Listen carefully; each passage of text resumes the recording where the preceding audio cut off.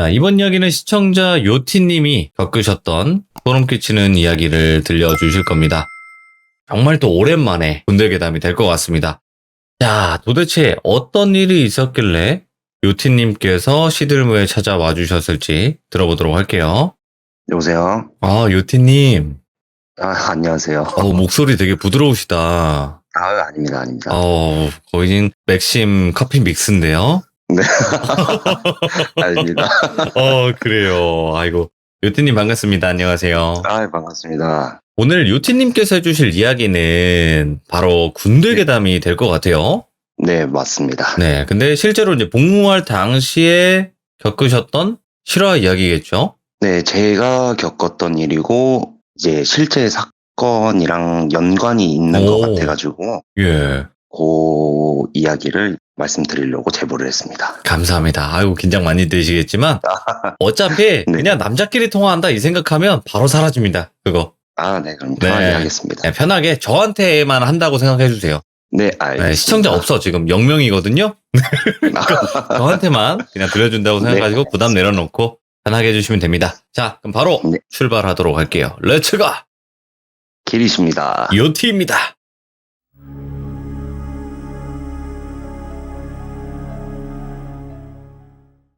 이야기 시작하기 앞서서 약간의 부연 설명을 조금 하고 들어갈게요. 오호.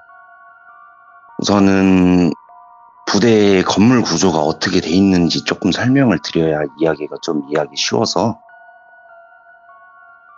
군대 위병소라고 입구가 있잖아요. 입구에서 이제 쭉 들어가다 보면은 오른쪽에 연병장이 따로 하나가 있었어요. 거기에 이제 야외 화장실이 있었는데, 이 화장실이 좀 독특한 게 완전 옛날 화장실 있잖아요. 앉아서 대변 보는 그런 화장실. 그 화장실이 좀 특이한 게 네 번째 칸이 완전 봉쇄가 돼 있는 그런 화장실이 하나가 있었고, 그리고 다시 돌아와서 왼편으로 보면은 왼쪽부터 순서대로 훈련장이 따로 하나가 있고, 그 다음에 저희 부대 기관병들이 사용하는 본관이 하나 있고, 그 바로 옆에 이제 훈련원 부대에서 생활할 수 있는 별관이 따로 있는데, 별관 1층에 취사장이 있고, 거기 내부에 이제 취사병 휴게실, 그리고 민간인 조리원 휴게실, 요렇게까지만 하면은 부연 설명은 끝난 것 같아요. 일단 부대 구조는 이렇게 돼 있고, 이야기를 시작을 해보겠습니다. 우선은 제가 복무했던 당시가 이제 한 10년 전이거든요. 네. 자대에 딱 들어갔을 때가 12년도 1월인지 2월인지 정확히 기억은 안 나는데, 부대에 들어가서 아마 돌미님도 이제 군 생활을 해보셨으니까 아실 거예요. 자대에 가서 바로 이제 군 생활을 시작하는 게 아니라 병아리 시절 있잖아요. 일주일, 2주 정도 적응 기간을 거치고 그럼요. 이제 군 생활을 하니까. 네. 그 시절을 이제 딱 거친 다음에 저도 이제 본격적으로 막내 생활을 시작하게 돼요. 그때 제 보직이 이제 취사병이어서. 어휴, 4시 일어나셨겠네. 맞아요. 그래서 보통 저는 이제 별관에서 많이 생활을 했거든요. 이제 잘 때만 본관으로 넘어가고 대부분 시간을 별관에서 보내는 생활을 했었는데, 그 당시까지만 해도 부조리가 조금 많이 남아있는 시절이었어요. 네. 여러 가지가 있었는데 그 중에서 제가 제일 하기 싫었던 게 빨래. 이제 선임들 빨래를 제가 모아가지고 막내가 빨래를 돌리고 말려가지고 다시 갖다 주고, 이런 부조리가 있었단 말이에요. 그다음에 이제 적응 기간이 끝나고 이제 제 맞선임, 편의상 맞선임은 이제 돌비 선임이라고 해도 괜찮을까요? 착한 선임인가요? 좋은 선임이죠? 천사였습니다. 천사. 감사합니다. 어쨌든 이제 제 맞선임인 돌비 선임하고 같이 빨래하는 법을 배우려고 따라가게 됐어요. 별관에는 이제 교육부대가 와야지만 사람들이 차서, 그 전까지는 이제 교육부대가 없으면은 완전 불이 꺼져 있고 컴컴한 곳이었거든요. 이제 돌비선임하고 빨래를 하러 별관 2층 세탁실로 같이 올라가게 돼요. 한 계단을 이렇게 올라가고 이제 두 번째 계단을 올라가고 있는데 갑자기 이제 돌비서님이 목례를 하더라고요. 손에 빨래바구니를 가지고 있어 목례를 갑자기 충성 그러고 얘기를 하길래 당연히 저는 막내다 보니까 어버버버 하다가 타이밍을 놓쳐서 못했어요. 그러다가 이제 빨래를 다 끝내고 돌려놓고 돌비서님하고 같이 담배를 피러 내려갔어요. 담배를 피면서 이제 물어봐죠. 돌비병님 혹시 아까 2층에서 봤던 분 누군지 여쭤봐도 됩니까? 라고 물어봤더니 나도 잘 모르겠어. 그냥 일병 모자 쓰고 있어가지고 경례한 것 뿐이야. 라고 하시더라고요.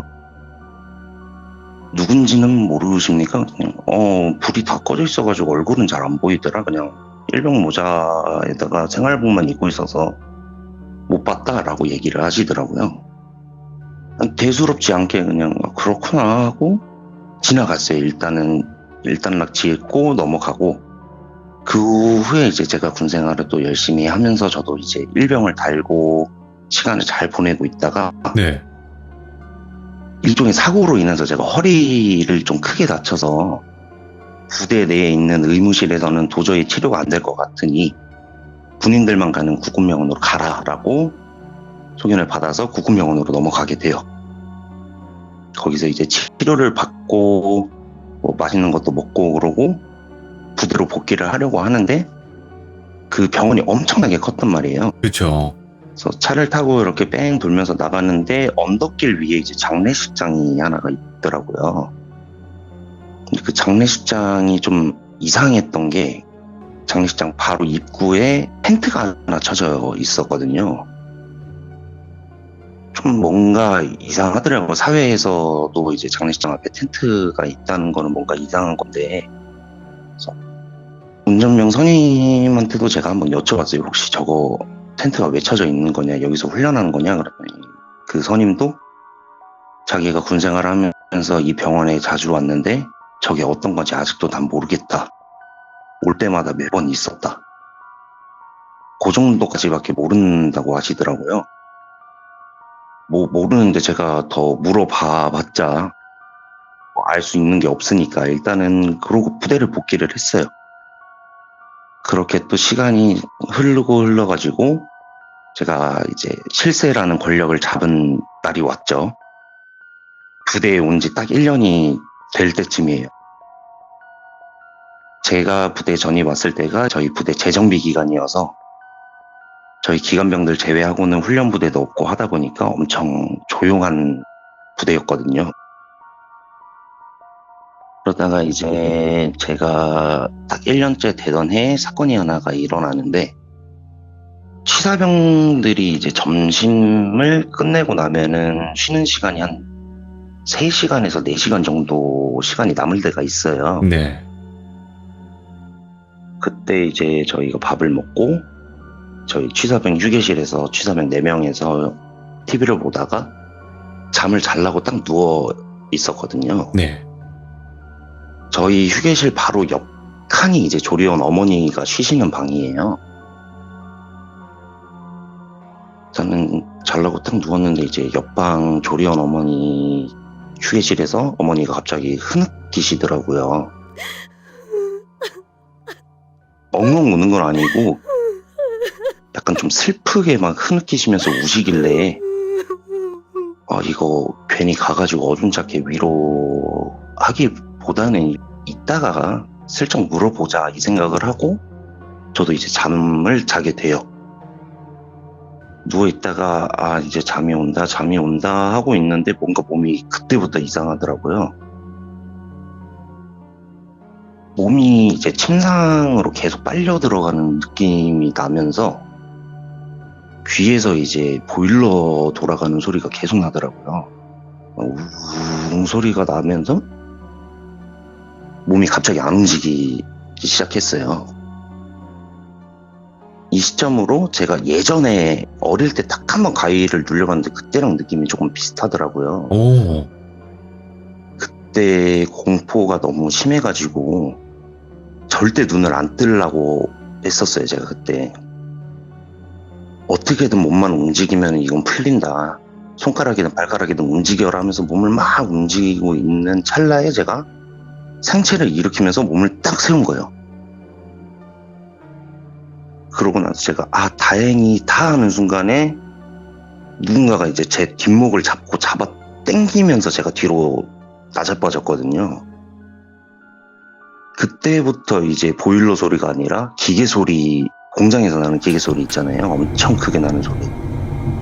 그 소리가 엄청 크게 막 나더라고요. 그러면서 몸은 더 안 움직이고 속으로 이제 막 생각을 했죠. 큰일 났다 진짜. 예. 드디어 올 게 왔다. 미쳤다 하면서 막 몸을 풀려고 하는데 안 풀리는 거예요, 이게. 막 계속 풀려고 하는데도 안 풀리다 보니까 어느 순간 갑자기 저도 화가 나더라고요. 내가 이래봬도 대한민국 육군 상병인데 그깟 귀신한테 내가 쫄아야 돼? 그러면서 제가 눈을 팍 떴어요. 제가 누워있는 상황이잖아요. 그러니까 제 머리 쪽으로 보면은 취사장으로 나가는 문이 하나가 있고 발 쪽에 보면은 이제 화장실로 나가는 문이 하나가 있었어요. 눈을 떠서 이렇게 주변을 막 살피다가 화장실로 나가는 문 쪽으로 제가 눈이 이렇게 내려갔는데 그 화장실 문이 스르르 열리면서 어떤 일병 모자를 쓴 사람이 저를 이렇게 죽일 듯이 노려보고 있더라고요. 뭐야? 예. 신기한 게 분명 저를 죽일 듯이 노려보는 거는 기억이 나는데 어떻게 생겼는지 얼굴이 기억이 안 나요. 그 코난에 나오는 범인처럼 완전 검은 형태로 저를 이렇게 죽일 듯이 노려보고 있고 예. 옷 입은 것만 딱 정확하게 기억이 나요. 저희 생활복 중에 이제 저지처럼 입는 거 있잖아요. 그 옷에다가 이제 반바지를, 국방 색깔 반바지를 이렇게 입고 저를 죽일 듯이 노려보고 있더라고요. 이거 좀 예사롭지가 않다, 큰일 났다, 그러고 어떻게든 풀려고 막 하고 있는데 누군가가 제 몸을 이렇게 일으켜 세워주는 거예요. 패닉 상태여가지고 저도 식은땀을 막 흘리고 헉헉거리고 있는데 돌비 선임이 저한테 얘기를 하더라고요. 괜찮냐고, 정신 차리라고 그러면서 저를 막 흔들고 있는 거예요. 다행이다 그러고 이제 정신을 좀 차리고 있었더니 이제 제 옆에 추사병 후임 2명이 있어도 식은땀 흘리면서 계속 흐느끼고 있고, 아까 조리원 어머니가 흐느끼고 있었다고 했잖아요. 네. 소리를 지르면서 이제 살려달라고 그러면서 울고 있는 소리가 막 엄청 나더라고요. 그래서 일단은 후임부터 좀 깨우자. 그리고 애들을 깨우고 너네 자지 마. 일어나 있어. 그리고 이제 어머니 방으로 엄청 뛰어갔어요. 막 네. 미친 듯이 뛰어가서 문을 벌컥 열고 엄마 괜찮아? 라고 물어봤는데 어머니가 눈은 감은 상태에서 눈물을 흘리시면서 손을 막 빌고 계시더라고요. 살려달라고, 제발 잘못했다고, 내가 잘못했다고 살려주세요 이러고 있는 거예요. 이제 돌비서님이랑 저랑 가서 일단 어머니를 깨우고 달래드렸어요. 어머니가 막 우시다가 이제 정신을 좀 차리셨는지 저희가 물어봤죠. 엄마 왜 그러냐. 건장한 아들 둘이 왔는데 뭐가 그렇게 무서워서 울고 있었냐. 라고 물어봤더니 엄마가 이제 얘기를 해주는데 그 당시에 이제 조리원 어머니께서는 쉬는 시간에 잠을 좀 많이 안 자셨어요. 되게 소녀소녀하신 분이어가지고 독서를 되게 많이 하셨던 분이고 크리스찬이다 보니까 이제 성경책을 많이 읽으셨거든요. 그때도 성경책을 막 읽으시다가 유난히 그날따라 엄청 피곤하시더래요. 오늘은 그냥 한숨 좀 자야겠다 그러고 누우셨대요.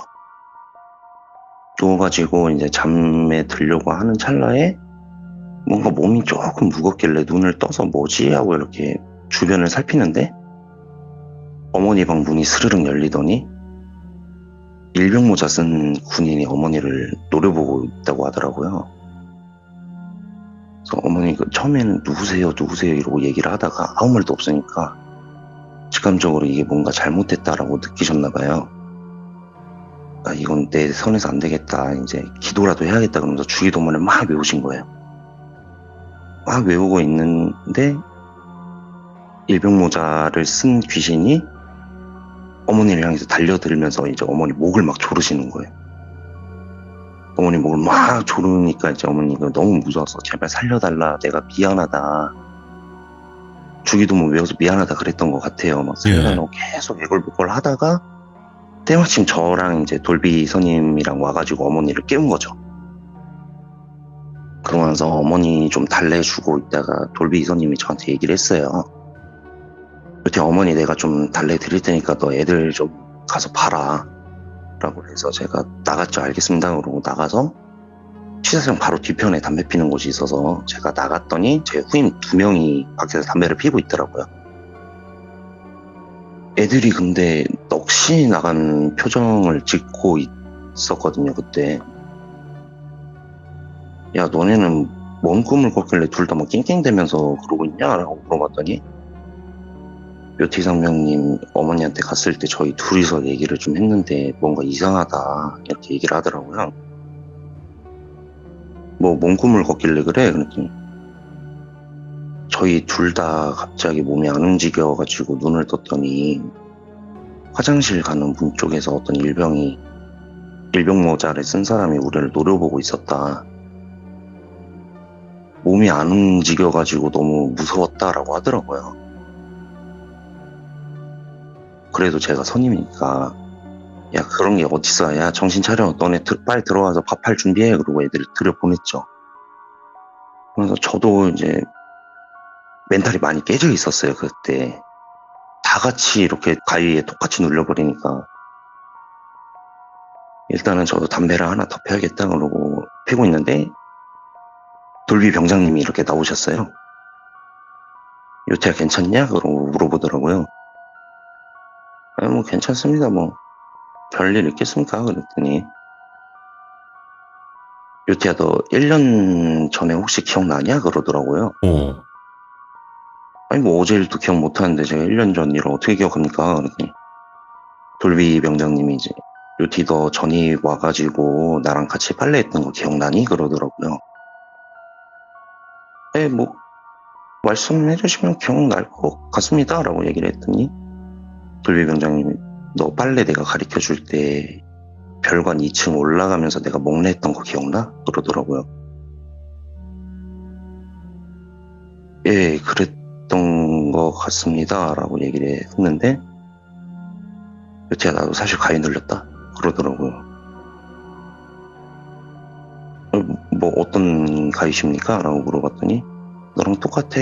일병 모자 쓰고 위에 긴팔 저지 입고 반바지 입은 일병이 나 노려보고 있었어. 왜 우리가 다 이런 꿈을 꿨습니까? 그게 중요한 게 아니라 1년 전에 내가 목례했던 그 사람이 우리가 오늘 봤던 그 귀신이야 그러더라고요. 그때부터 이제 기분이 너무 좀 나쁘다고 해야 되나? 나쁜 말로 이제 더럽다고 표현을 할게 하죠. 군 생활을 지금까지 하면서 단 한 번도 이런 적이 없는데 갑자기 이런 일이 생기니까 너무 기분이 나쁘다. 나는 이런 일 없을 줄 알았다. 그랬더니 나 너무 짜증난다. 앞으로 이런 일 또 생기면 어떡하냐. 이제 돌비병장님 전역하시면 나 깨워줄 사람도 없지 않냐. 그랬더니 아니야 앞으로는 안 그럴 거야 그러더라고요. 어떻게 장담을 하십니까? 라고 물어봤더니 절대 그런 일 없어 라고 얘기를 해서 혹시 짐작 가시는 게 있냐 라고 물어봤더니 확실치는 않다. 근데 내가 짐작이 가는 게 하나가 있기는 하다. 어떤 거냐고 제가 물어봤었죠. 이제 돌비병장님이 말씀을 해주셨던 게 저희가 군생활 하기 전에 딱 1년 전쯤 저희 부대에서 이제 총기 사고가 일어났다고 하더라고요. 제가 아까 부대 설명을 좀 드렸었잖아요. 왼쪽에 보면 훈련장이 있다고, 오른쪽에는 연명장이랑 야외 화장실이 있다고. 저희 훈련 부대가 오면은 별관에서 생활을 못할 경우에 화장실은 무조건 야외 화장실을 쓰게 돼 있어요. 때마침 이제 사격 훈련을 온 부대가 있었는데 어떤 한 이등병이 화장실에 너무 가고 싶다라고 얘기를 해가지고 선임이랑 같이 야외 화장실을 가게 됐어요. 그 야외 화장실에서 제가 아까 봉쇄돼 있다고 했던 그 칸에서 사고가 일어났다고 하더라고요. 예. 근데 이게 의문 투성이라고 오. 제가 전달을 받았거든요. 불빈도 아실 거예요. 이제 총을 쏘면은 총알이 일직선으로 나가는 게 아니라 총알이 이렇게 뱅글뱅글 돌면서 나가잖아요. 예. 그러다 보니까 앞에서 맞으면은 이제 뒤에가 다 이렇게 어우. 터지는 흉터가 나와야 되는 건데 그 이등병의 총상이 딱 총알 자국이 2개가 나 있더래요. 예. 턱에 하나가 나 있고 정수리에 하나가 나 있고 의문투성인 사고가 돼버린 거죠. 턱에서 예? 쐈으면은 정수리가 다쳤어야 됐고 정수리에 쐈으면은 턱이 이제 좀 이상해져야 되는 건데 똑같이 일직선인 그런 총상이 남아 있어서 의문이다. 오. 아직까지 뭐 어떻게 풀리지가 않았다라고 했었거든요. 저희가 있었을 당시에는. 예. 듣고 보니까 뭔가 좀 이상한 거예요. 예. 분명 저희가 본 귀신은 일병인데 뜬금없이 왜 이등병 얘기를 하시냐, 겁주지 말아라 라고 얘기를 했더니 돌비병장님이 조용하게 씩 웃으시더니 하는 말이 요티야 너 그거 몰라? 군인이 불명예스럽게 전사하는 거 제외하고는 1계급 진급을 하면서 사망 처리가 돼 아. 라고 하더라고요. 다행스럽게 그 이후로는 제가 그 일병 귀신을 본 적은 없고요. 전역을 하고 나서 돌비 병장님하고도 계속 지속적으로 연락을 하는데 나중에 술 마시면서 얘기를 했던 게